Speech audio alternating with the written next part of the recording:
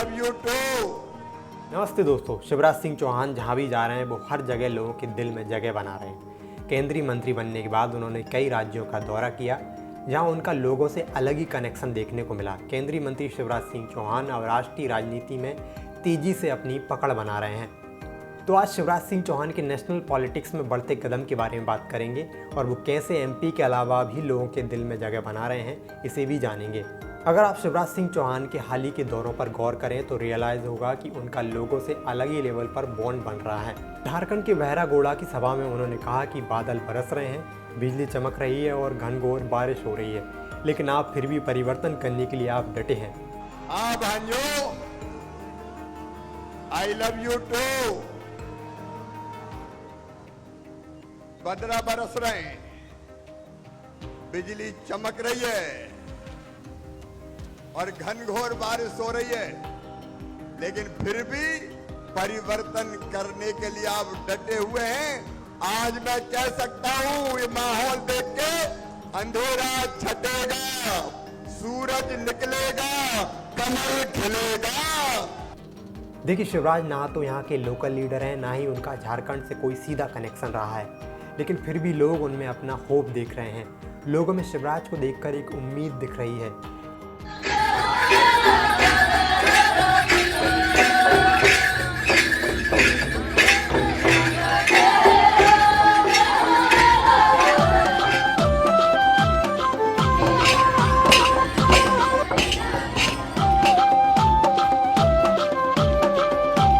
यही वजह है कि लोग उन पर प्यार बरसा रहे हैं। शिवराज सिंह चौहान की ये तस्वीर लंबे अरसे बाद दिखाई दी, जो अक्सर मध्य प्रदेश के सुदूर गांवों में किसानों के साथ दिखाई देती थी। कहीं ना कहीं ये झारखंड के चुनाव पर असर जरूर डालेगा। मेरी बहनों, ये माटी और ये चावल जो आपने दिए, प्रधानमंत्री जी को देके मैं कहूंगा, झारखंड की बहनें कह रही है, माटी बचाओ, बेटी बचाओ और रोटी बचाओ। इस माटी की कसम मेरी बहनों, तुम्हारी तरफ कोई आंख उठा के नहीं देख पाएगा। एमपी में एक लंबे और सफल कार्यकाल के बाद शिवराज सिंह चौहान की पहचान अब एमपी तक सीमित नहीं है। अब वे साउथ और झारखंड जैसे राज्यों में भी अपनी पॉलिटिक्स पर प्लानिंग कर रहे हैं। शिवराज सिंह चौहान की राजनीति की सबसे बड़ी खासियत यही है कि वे जनता से सीधे कनेक्ट हो जाते हैं। वे जमीन से जुड़े नेता माने जाते हैं, लोगों की समस्याओं को समझने और सुलझाने में एक्सपर्ट हैं। उनके लंबे प्रशासनिक एक्सपीरियंस ने उन्हें हर स्थिति में निर्णय लेने और रणनीति बनाने में एक्सपर्ट बना दिया है। चाहे वो किसानों से जुड़े मुद्दे हों या विकास के कार्य, शिवराज सिंह चौहान ने हर मोर्चे पर अपनी नेतृत्व क्षमता को साबित किया है। भाजपा ने शिवराज सिंह चौहान को दक्षिण भारत में भी जिम्मेदारियां सौंपी हैं। साउथ के राज्यों में खासकर कर्नाटक, तेलंगाना, आंध्र प्रदेश में उनकी लोकप्रियता तेजी से बढ़ रही है। यहाँ भाजपा उन्हें लाकर अपनी स्थिति को स्ट्रॉन्ग कर रही है। शिवराज अपनी जिस शैली के लिए जाने जाते हैं, उस शैली से लोगों के दिल में जगह बना रहे हैं, जो दक्षिण भारत में भी भाजपा के लिए स्ट्रॉन्ग पॉइंट बन रहा है। कृषि मंत्री शिवराज सिंह चौहान ने आंध्र प्रदेश और तेलंगाना के बाढ़ प्रभावित इलाकों का दौरा किया था।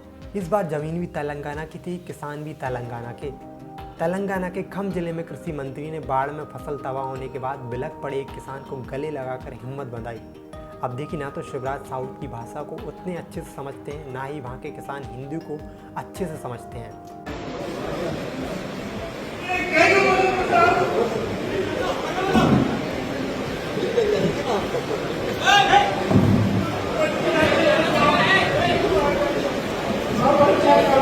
लेकिन फिर भी वो किसान शिवराज को किसी मसीहा की तरह देखते हैं। उनको लगता है कि यही वो इंसान है जो उनके मर्म को समझ सकता है, उनकी हेल्प कर सकता है। लगाव साउथ में उनके प्रति दिखा है। यही वजह रही कि वहाँ के किसान शिवराज सिंह चौहान से बोले कि आपने एमपी के किसानों का भला किया है, अब वो उनका भी भला करें।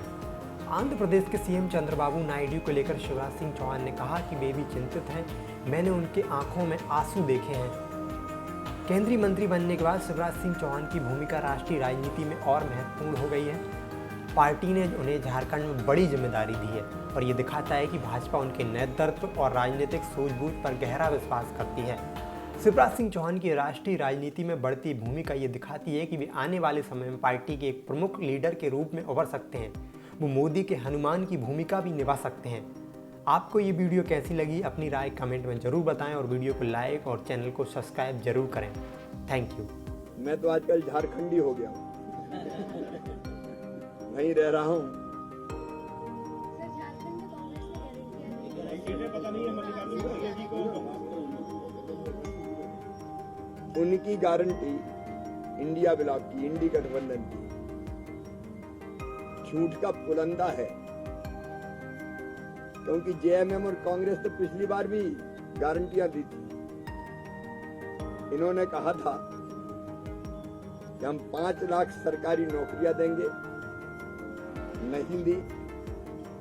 इनने कहा था हर महिला को 2000 रुपया चूल्हा खर्च देंगे, नहीं दिया। चुनाव के 2 महीना पहले केवल एक योजना ले आए 1000 रुपया देने की।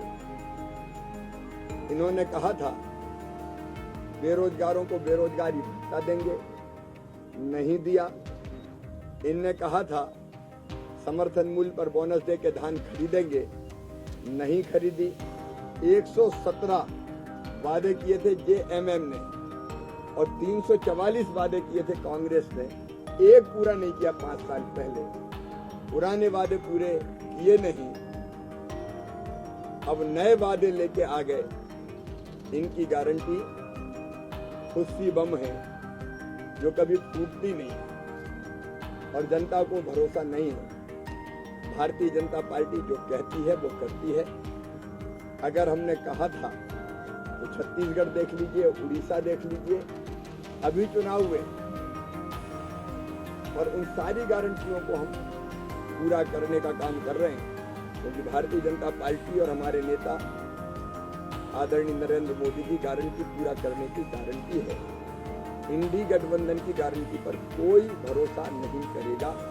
सबको पता है ये केवल झूठ बोलते हैं और झूठ पर उठते हैं। यहाँ के मुख्यमंत्री तो बहुत अजब गजब है भाई। वो तो जादूगर है, जादूगर। उनने 2019 में उम्र बताई थी 42 साल, अब 24 में 5 साल हुए तो 5 साल के हिसाब से उम्र होती है 47 साल। लेकिन हेमंत सोरेन तेरी गजब गति, 5 साल के बजाय 7 साल तेरी उम्र बढ़ गई, क्या रहे 49 साल के हो। और जब किसी ने कहा कि ये क्या कर रहे हो, झूठ बोला, बोलिए कोई मुद्दा थोड़ी है, तो मैंने कहा तुम तो 500 साल बता दो। आप बताइए दोनों चीजें, या तो इनको उम्र ही याद नहीं है, गलत ही नहीं जानते, और या झूठ बोलने के आदी है। जो उम्र तक गलत बताए, बताओ वो आपकी भलाई और विकास कर सकता है क्या?